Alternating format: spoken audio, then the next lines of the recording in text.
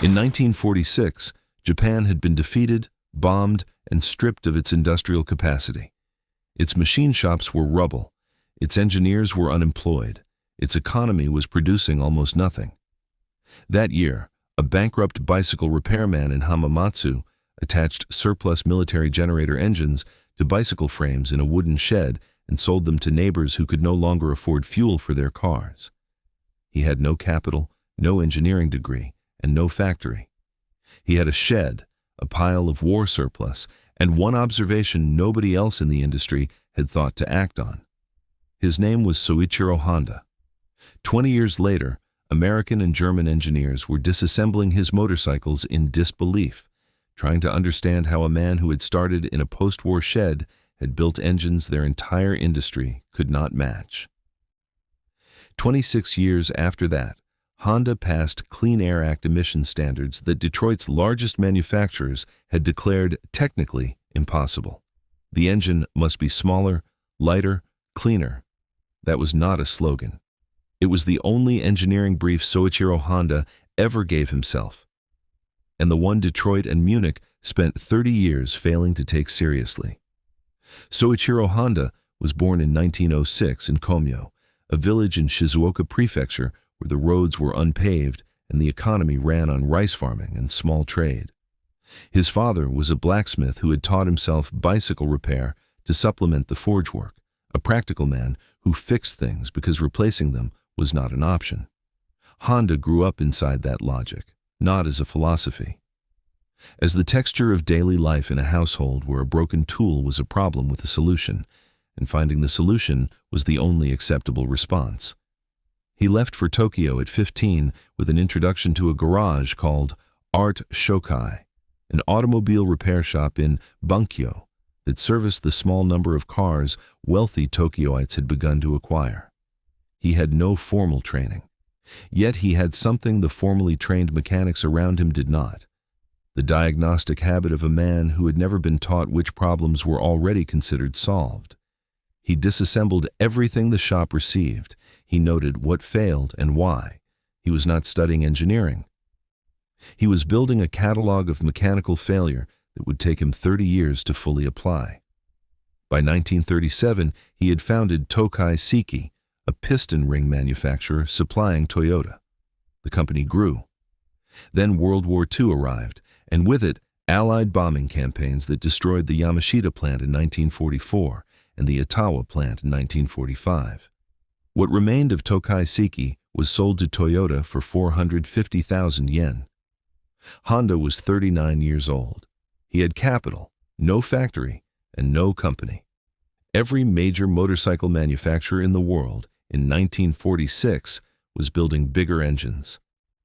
Soichiro Honda looked at his pile of surplus military generators and went the other direction. The Honda Technical Research Institute, a single wooden shed in Hamamatsu, autumn 1946, oil-stained floor, one hanging work light inadequate for precision assembly. Honda holds a surplus Type 6 military generator engine, designed for fixed-output radio communication, never tested across a variable speed range, against a bicycle's down tube with one hand marking the bracket position with a grease pencil held in the other. The engine is heavier than he wants it to be. He notes the weight distribution problem before he has finished marking the position. There are 3 things wrong with this engine for this application. He can fix 2 of them today. The third will require a different engine entirely. He runs the first test on the shed floor before attaching it to anything. The motorized bicycle sells, then it sells again. Japan's post-war transportation crisis is not the absence of cars. It is the absence of affordable personal movement for people who cannot afford cars. No manufacturer with a larger budget has noticed. No manufacturer with a larger budget has needed to. But the shed engine is not the destination. It never was. The surplus generators will run out. The bicycle frame is a borrowed platform, not a designed one. The observation that had produced the first sale, that smaller and lighter and cheaper to run reaches the customer that larger and heavier cannot, that observation is not a product, it is a standard. And a standard requires a purpose-built machine to prove it. The engine must be smaller, lighter, cleaner. In 1946, that was not a philosophy. It was a constraint imposed by a wooden shed, a pile of war surplus, and a transportation problem nobody with a larger budget had bothered to solve. In 1947, Honda designed his first engine from scratch, not adapted from surplus, not modified from an existing platform. Designed a two-stroke 50 cubic centimeter unit he called the Model A, built specifically for the application he had been testing on the shed floor. It sold 3,000 units. The money funded the next step. The next step was the Dream. The 1949 Dream D-Type was Honda's first complete motorcycle, not a bicycle with an engine attached, but a purpose-built machine with a pressed steel frame and a two-stroke 98 cubic centimeter engine producing 3 horsepower. It owed nothing to the European motorcycle conventions that had defined the industry since the 1920s. It was lighter than anything in its class. It was cheaper than anything in its class. It worked without the mechanical temperament that had made every previous small motorcycle a specialist's tool rather than an ordinary person's transport. By 1952, the Cub F clip-on engine was selling 6,000 units per month. By 1955, Honda was the largest motorcycle manufacturer in Japan. The domestic market was not the destination. It was the proof of concept. The destination was Los Angeles. American Honda Motor Company opened in 1959 on West Pico Boulevard, a showroom more modest than any Harley-Davidson dealer in the city. 3 models on the floor, no chrome wall displays. Harley had owned the American motorcycle market for 50 years. Its customer was specific, male, adult, working class. Buying a large displacement machine is a cultural object as much as a transportation one. Harley had built its entire commercial identity around that customer. It had never considered the customers it was not building for. Honda considered almost nobody else. The American Honda Showroom, Los Angeles, 1960. A young woman stands at the Super Cub on the showroom floor. She has never considered buying a motorcycle. The motorcycle industry has never considered her.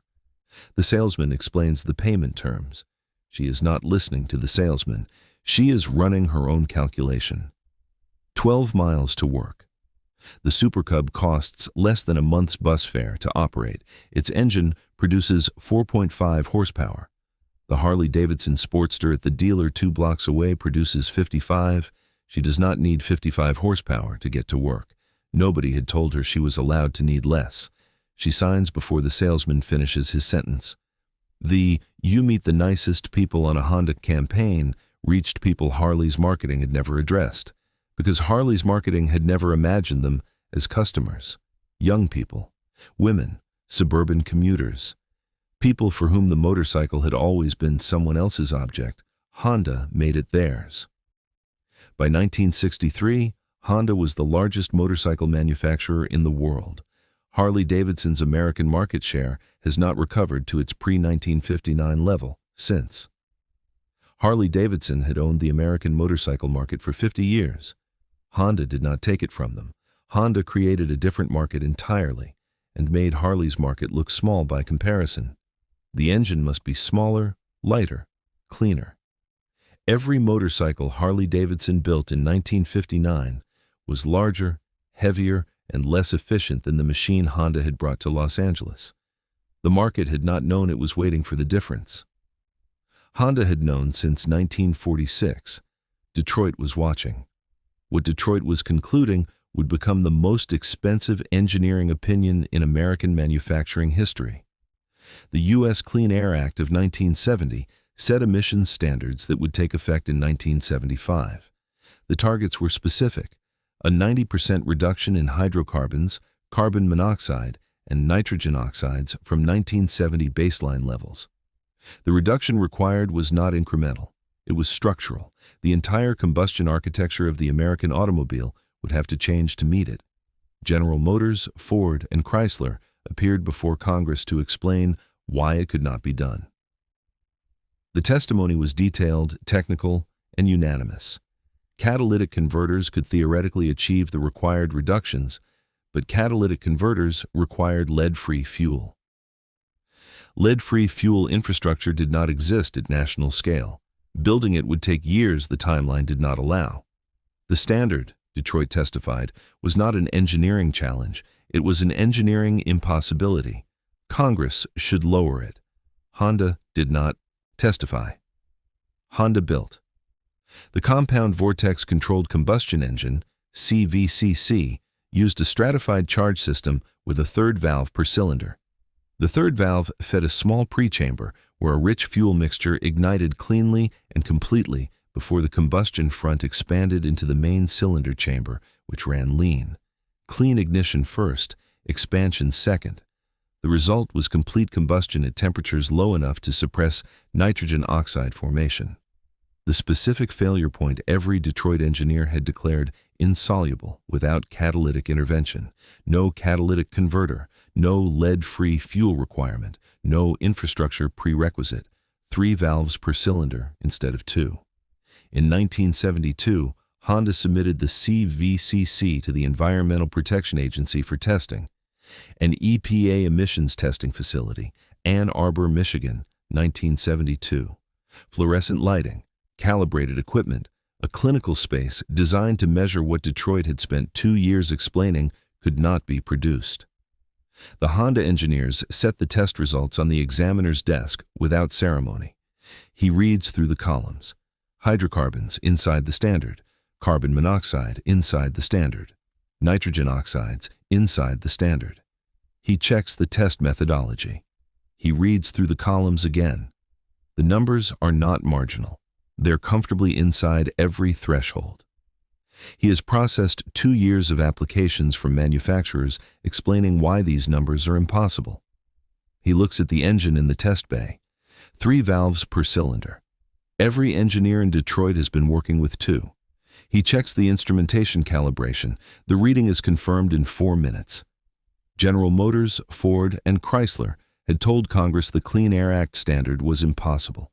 Honda had not testified. Honda had been in the laboratory. GM licensed the CVCC technology from Honda shortly after the EPA confirmation. Ford followed. Chrysler followed. The manufacturers who had appeared before Congress to testify that the standard could not be met were licensing the solution from the man who had started in a wooden shed in Hamamatsu with a pile of surplus military generators and one engineering directive he had never deviated from. The directive had not changed. The engine must be smaller, lighter, cleaner. Detroit had declared the cleaner part impossible.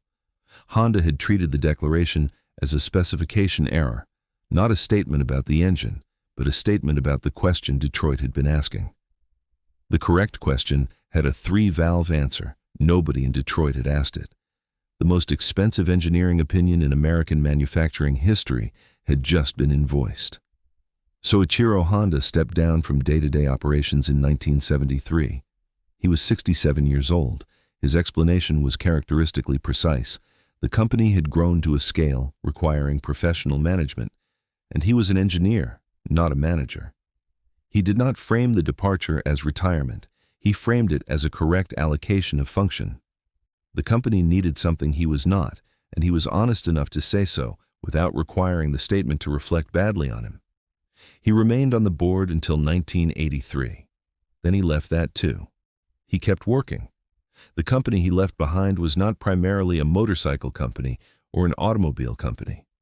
Honda Motor Company was by the 1980s the largest engine manufacturer in the world by unit volume, producing engines for motorcycles, automobiles, marine applications, power equipment, generators, and aircraft. The wooden shed in Hamamatsu had become a global engine civilization. It had taken 37 years. It had required exactly one engineering directive applied without deviation across every product category the company had ever entered. Soichiro Honda stepped down in 1973 and said the company had grown too large for an engineer to run. He was right. He had also made it that large. Those 2 facts are the whole story. His private workshop, Tokyo, late 1980s. Smaller than any facility the company operates, cleaner than most. A single engine stand in the center, a workbench along the far wall, a pad of paper in his own notation system that no Honda Motor Company document uses. He is adjusting a valve timing sequence by hand, an engine the company does not know exists, built to a specification nobody has commissioned and nobody is waiting for. He compares the result against the number on the pad. The combustion is not clean enough. Not by the standard anyone else applies, by his. The standard he established in 1946 has not changed. The engine has changed around it, iteration by iteration, for 42 years, and it is still not finished. He makes the adjustment, he measures the result. The hydrocarbon reduction is an amount measurable only with laboratory equipment. He writes the number in the pad. He dates the entry. He is 81 years old. He has 470 patents. He makes the adjustment anyway. Soichiro Honda died on August 5, 1991 in Tokyo. He was 84 years old. Honda Motor Company today operates in over 150 countries. It remains the largest engine manufacturer in the world by unit volume. Its Formula One engine programs, its hydrogen fuel cell development, its current hybrid combustion architecture, all of them run on the same question Honda first asked in a wooden shed with a grease pencil and a surplus military generator that was wrong for the application in 3 specific ways. The engine must be smaller, lighter, cleaner. That had been the specification in 1946, when the engine was a surplus generator in a Hamamatsu shed. It was the specification in 1972, when an EPA examiner in Ann Arbor checked his readings twice and confirmed they were not an instrument error.